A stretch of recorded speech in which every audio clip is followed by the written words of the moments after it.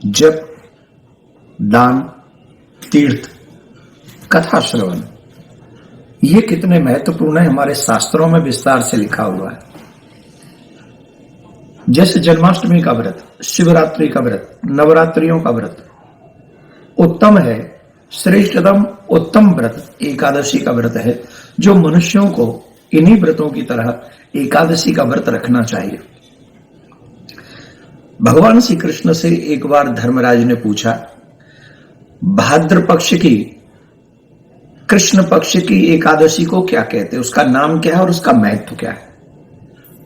भगवान श्री कृष्ण कहते हैं, धर्मराज तुमने मनुष्यों के कल्याण के लिए ये बहुत उत्तम प्रश्न किया है। भाद्रपद कृष्ण पक्ष की एकादशी को अजा एकादशी कहते हैं, और जो मनुष्य अजा एकादशी का व्रत करता है उसके कई जन्मों के पापों का नाश हो जाता है। व्रत का ध्यान रखना है ये कि ब्रह्म मुहूर्त में उठे, संकल्प करे, मिथ्या भाषण न करे, ब्रह्मचर्य का पालन करे, ज्यादा से ज्यादा ईश्वर का स्मरण करे, दिन रात्रि में जागरण करे, ये विधान है। नारायण का पूजन करना चाहिए, शालिग्राम का पूजन करना चाहिए और अपने कल्याण की प्रार्थना नारायण से करते रहना चाहिए। इसकी एक बहुत सुंदर कथा है। भगवान श्री कृष्ण कहते हैं, सूर्यकुल में, सूर्यवंश में एक राजा हुए हरिश्चंद्र, जो सत्य निष्ठा के लिए बहुत जाने माने थे। सत्य बोलने के लिए, अपने वचन से पीछे न हटने के लिए उनकी प्रतिष्ठा थी।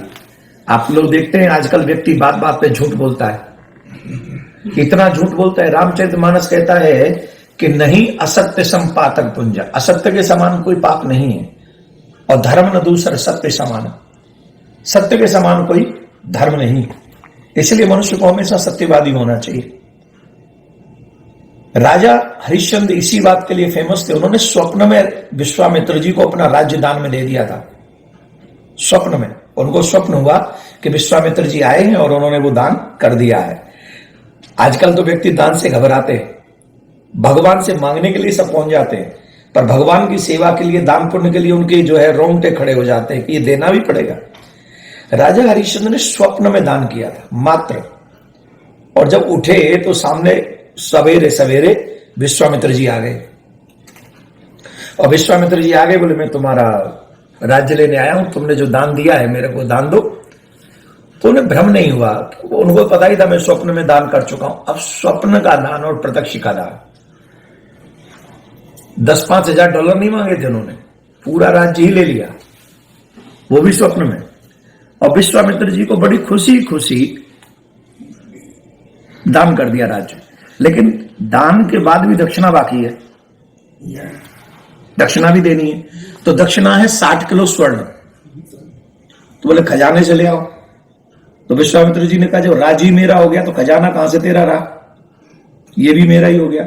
और अगर तूने दक्षिणा नहीं दी तो तेरा ये सब दान पुण्य सब नष्ट हो गया, बेकार हो जाएगा, तुझे पुण्य नहीं लगेगा, पाप लगेगा उल्टा। तो हरिश्चंद्र जी ने कहा, गिव मी सम टाइम। 1 महीने का समय मांगा, और 1 महीने के समय में राजा हरिश्चंद्र ने अपने आप को, अपनी पत्नी को, अपने बेटे को काशी में बेच दिया। किसके लिए? अपने वचन के सत्य होने के लिए, अपने धर्म पर टिके रहने के लिए, मेरा वचन झूठा न हो जाए इसके लिए उन्होंने अपने आप को काशी में, किसके यहां? एक डॉम के यहां बेच दिया। काम क्या करते हैं? गंगा जी के तट पे जो सब जलाए जाते हैं उनसे कफन लेते हैं, कर लेते हैं टैक्स। एक महाराज सम्राट राजा क्या काम कर रहा है? It's not easy, it's easy to say but very difficult to understand and doing. बहुत मुश्किल है। धर्म की रक्षा कैसे की जाती है ये हमें इतिहासों से पढ़ना चाहिए, पूर्व के इतिहास में पढ़ना चाहिए, तब धर्मात्मा है। आर्टिफिशियल रिलीजियस नहीं हो सकते हम लोग। तो राजा हरिश्चंद्र इसलिए नहीं कि वो ये सेवा कर रहे हैं, इसलिए कि मुझे इन मुर्दों से भी कर लेना पड़ रहा है। बड़े दुखी हुए, बहुत दुखी होते थे कई साल निकल जाने के बाद। तो एक बार गौतम ऋषि पधारे और गौतम ऋषि ने देखा कि राजा दुखी है, तो पूछा क्या परेशानी है, व्हाट इज योर प्रॉब्लम? तुम्हारी सत्य निष्ठा से तो देवता भी तुम्हारे ऊपर गर्व करते हैं और तुम दुखी हो। बोले मैं किसी और चीज से दुखी नहीं हूं, इस बात से दुखी हूं कि ये सब जलाए जाते हैं और इनका कर मुझे लेना पड़ रहा है। ये तो शुभ कार्य है, ऐसे ही करना चाहिए, पर मैं अपने स्वामी का सेवक हूं इसलिए मैं कुछ कर नहीं सकता, यही मेरा धर्म है। तो गौतम ऋषि ने कहा तुम भाद्रपद मास की कृष्ण पक्ष की एकादशी का व्रत करो, तुम्हारी चिंता का निवारण होगा। राजा हरिश्चंद्र ने भाद्रपद मास की कृष्ण पक्ष की एकादशी अजा एकादशी का व्रत किया और उसके तुरंत बाद देखते हैं कि उनका मृत पुत्र भी जीवित हो गया।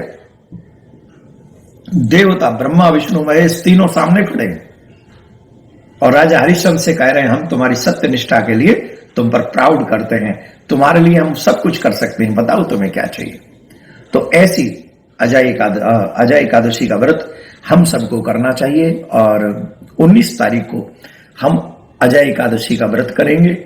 20 तारीख को सुबह मॉर्निंग में 5:56 AM 5:56 पे प्रारंभ होगा पारायण का समय और 8:558 मतलब 8:58 तक ये पारायण का समय रहेगा। आप सभी एकादशी का व्रत अवश्य करें। जो बच्चे भी सामर्थ्यवान हो गए हों, 8-9 साल के हो गए हों, वो भी अगर व्रत करते हैं करना चाहिए।